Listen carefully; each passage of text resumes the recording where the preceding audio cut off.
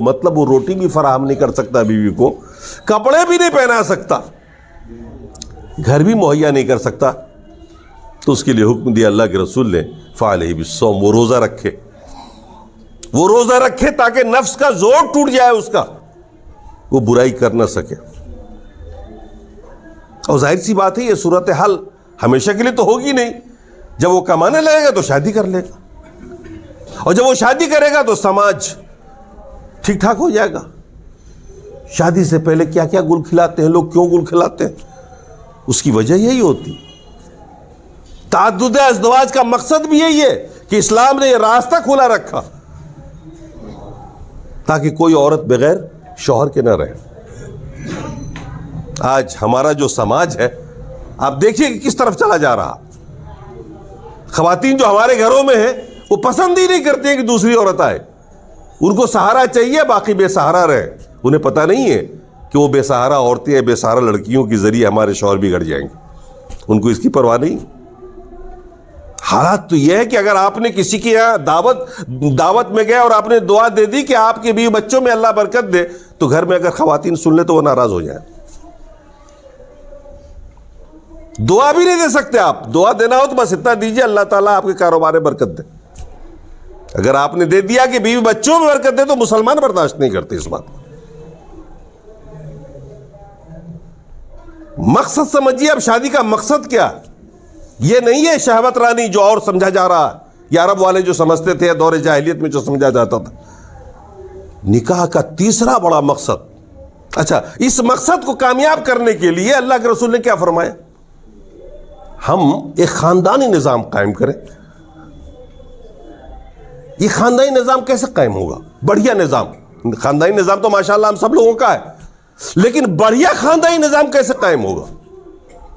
اللہ کے رسول نے فرمایا تنکح المرأة لأربع لمالها ولجمالها ولحسبها ولدینها۔ شادی جب کرنے جاتے ہو یا کسی لڑکی کو دیکھنے کے لیے جاتے ہو تو چار باتوں میں سے کوئی بات دیکھتے ہو آپ۔ کوئی مال دیکھتا ہے کہ یہاں شادی کرنے سے مال بہت ملے گا، کوئی دیکھتا ہے خوبصورت بہت ہے لڑکی، اس سے شادی کریں گے، کوئی دیکھتا ہے خاندان بڑا ہے لڑکی کا، جب لڑائی ہوگی تو یہ خاندان والے میرے ساتھ لگیں گے۔ اللہ کے رسول صلی اللہ علیہ وسلم نے کہا کہ نہیں، اسی طرح خاندانی نظام نہیں بنے گا۔ جمال نہیں دیکھنا، خوبصورتی نہیں دیکھنا، مال نہیں دیکھنا، اور نہ اس کے خاندان کو دیکھنا۔ فاختر بذات الدین، تم صرف دیندار لڑکی کو چنو نکاح کے لیے جس میں دین ہو، جو یہ سمجھتی ہو کہ اللہ کا حق ہمارے اوپر کیا ہے، ہمارا حق اللہ پر کیا ہے، اللہ کے رسول کا کیا حق ہے اس امت پر، اور جب امت اس حق کو ادا کرے تو امت کا کیا حق بن جاتا ہے رسول پر۔ ایک اچھا معاشرہ وہی بیوی دے سکتی ہے آپ کو، ایک اچھا خاندان وہی بیوی دے سکتی ہے آپ کو جس کے اندر خوف خدا ہو، جو دیندار ہو، جو دین کو جانتی ہو، سمجھتی ہو۔ اللہ کے رسول نے فرمایا فاختر بذات الدین تربت یداک، تم صرف دیندار لڑکی کو چنو اپنے گھر میں لانے کے لیے تاکہ تمہارا خاندانی نظام مستحکم ہو۔ اور شادی کا تیسرا بڑا مقصد اسلام میں یہ ہے کہ شوہر اور بیوی ایک دوسرے کے لیے معاون ہو، مددگار ہو، اس دنیا میں بھی اور آخرت میں بھی۔ شوہر اور بیوی ایک دوسرے کے تعاون سے اس دنیا میں بھی اچھی زندگی گزارے اور آپسی تعاون سے آخرت میں بھی کامیاب ہو جائے۔ بیوی وہ چاہیے جو آپ کو دنیا میں بھی کامیاب کرے اور آخرت میں بھی کامیاب کرے۔ یہ کون بیوی کر سکتی ہے؟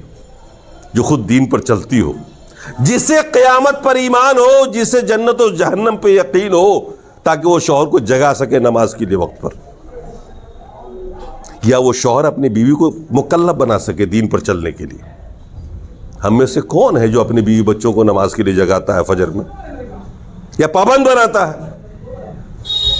ہم نے چھوڑ دیا آزاد اپنی بیوی بچوں کو، اور بیوی نے آپ کو چھوڑ دیا، سوتے رہو، جاؤ جہنم میں، اس کو کوئی غرض نہیں ہے کہ آپ کل کہاں جانے والے ہو۔ کوئی کسی کا خیال ہی نہیں رکھ رہا۔ ارے بیوی اور شوہر ان کا ایک ایسا رشتہ ہوتا ہے کہ وہ ہر حال میں ایک دوسرے کا بھلا چاہتے ہیں۔ اگر کسی کا یقین ہے جنت و جہنم پر، یوم آخرت پر، تو کیسے بھلا بیوی کو شوہر سوتا ہوا چھوڑے گا یا بیوی سوتا ہوا چھوڑ دے گی، نماز جا رہی ہے، وہ جہنم میں چلا جا رہا ہے چھوڑ کے، بھی شوہر سو رہا ہے، بیوی جگا نہیں رہی. آپ کے جوان بچے ہیں، نماز نہیں پڑھتے ہیں، اور آپ ایک جملہ ان کے سامنے نہیں بول سکتے. کل ایک ویڈیو میں دیکھ رہا تھا جس میں ایک عالم تقریر کرتے ہوئے کہہ رہے تھے کہ کل قیامت کا جب دن ہوگا نا تو بیٹے کا سب سے بڑا کیس باپ پر جو بنے گا وہ یہی بنے گا، میرے باپ نے مجھے نماز نہیں پڑھوائی. اور رب کے سامنے میں بیٹا کھڑا ہوگا اور کہے گا، اپنے باپ کی شکایت کرے گا کہ اس نے مجھے نماز ہی نہیں بنایا، نہ نماز کا حکم دیا، نہ نماز کی پابندی کروائی مجھ سے. کیا کرو گے آپ اس وقت جب آپ ہی کے بچے آپ کے خلاف کھڑے ہو جائیں گے اس میدان محشر میں؟ تو نکاح اور شادی کا ایک تیسرا مقصد یہ ہے کہ شوہر و بیوی کے آپسی تعاون سے دونوں کے دونوں اس دنیا میں اچھی زندگی گزار لیں اور آخرت میں اچھی زندگی گزار لیں. اور اللہ تبارک و تعالیٰ نے یا اللہ کے رسول نے قرآن و سنت کے اندر اس کی بڑی فضیلت بیان کی، دونوں کی ذمہ داریاں بانٹی اور دونوں کو نصیحتیں کی، دونوں کو خوشخبریاں سنائی گئی، ان کاموں پہ اجر کا وعدہ کیا گیا. اللہ کے رسول نے فرمایا، المرأة اذا صلت خمسها وصامت شهرها وحسنت فرجها واطاعت بعلها فلتدخل من ای ابواب الجنة الشهر. اللہ کے رسول نے فرمایا، جو عورت 5 وقتہ نماز پڑھ لے پابندی سے، فرائض 5 وقت کی نماز پڑھ لے، جو عورت 5 وقت کی نماز پڑھ لے، رمضان کے روزے رکھ لے، اپنے عزت کی حفاظت کر لے شرمگاہ کی، اور اپنے شوہر کی اطاعت کر لے، کل قیامت میں اللہ تعالیٰ ایسی عورتوں سے کہے گا کہ جنت کے یہ 8 دروازے ہیں، جس دروازے سے چاہو تم جنت میں جاؤ. یہ فریڈم، یہ آزادی مل جائے گی ان عورتوں کو جو نماز کے پابند ہو، رمضان کے روزے کے پابند ہو، اپنی عزت و آبرو کی حفاظت کر رہی ہو، اور اپنے شوہر کی فرما بردار ہوں، ان کی بات کو مانتی ہوں. ایسی عورتوں کے لیے اللہ نے فرمایا کہ جنت کے 8 دروازے کھول دیے جائیں گے اس کے لیے، اور اس کو حکم دیا جائے گا تم جس سے چاہو جاؤ. کتنی بڑی بات ہے ایک عورت کے لیے کہ وہ 5 نماز پڑھ لے، رمضان کے روزے رکھ لے، اپنی عزت و آبرو کی حفاظت کر لے اور شوہر کی فرما بردار بنی رہے.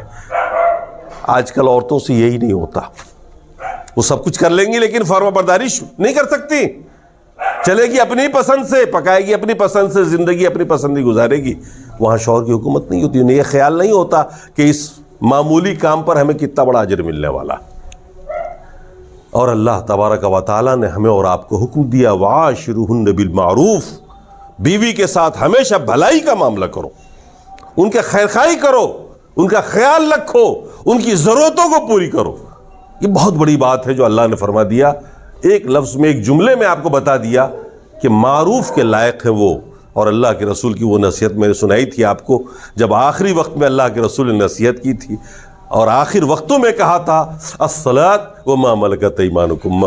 دنیا سے جاتے جاتے صحابہ کو نصیحت کی تھی کہ 2 چیزوں کو کبھی فراموش نہ کرنا، ایک تو نماز کو کبھی نہ بھولنا، نماز پنجگانوں کو، اور دوسرا جو تمہارے ماتحت عورتیں ہیں، چاہے وہ باندی کی شکل میں ہو، بیوی کی شکل میں ہو، جو بھی ہو، آپ کے ماتحت، آپ کے زیر سایہ، آپ کی زیر کفالت، اس کا خیال رکھنا. یہ بڑی بات ہے کہ اللہ کے رسول نے آخری وقت میں یہ بات کہی ہے.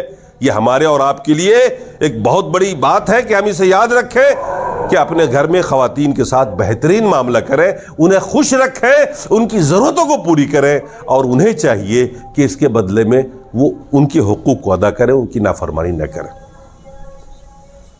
تو آج کی گفتگو مختصراً اس پر رہی کہ شادی کا مقصد کیا ہے، اور مقصد شادی کو سمجھ لیا آپ نے، تو اب آگے کی زندگی جو آپ کی گزرنی چاہیے وہ اسی انداز کی گزرنی چاہیے. آپ کو بھی جب رشتہ کرنا ہو، شادی کرنی ہو، تو آپ دیکھو کہ ایک مستحکم خاندانی نظام اللہ اس کے رسول کی چاہت کے مطابق ہم کیسے کام قائم کریں گے، اور اس کے اندر معاون کون ہوگا، مددگار کون ہوگا.